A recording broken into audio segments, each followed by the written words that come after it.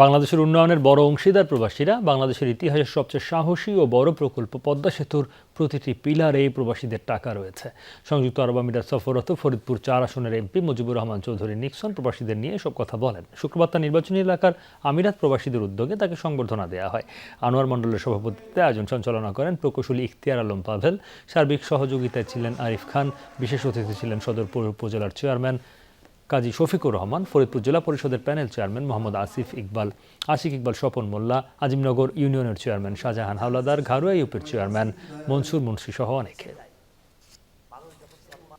আমি আসলে এখানে এসে সবার আগে আমাদের দায়িত্ব আপনাদের পরিবারের দেখাশোনা, চেষ্টা করব আপনাদের পরিবারে যেন কোনো সমস্যা না হয়। প্রবাসে যারা থাকেন তাদের দুঃখ কষ্ট এবং তাদের বাংলাদেশের যাওয়ার পর যে হয়রানি, বাজেট অধিবেশনে মাননীয় প্রধানমন্ত্রীর সামনে যে সমস্যাগুলো আমি নিজের চোখে দেখেছি এবং যেগুলো আমি আপনাদের কাছে শুনেছি, মানুষের কাছে আমি কিন্তু তুলে ধরেছি।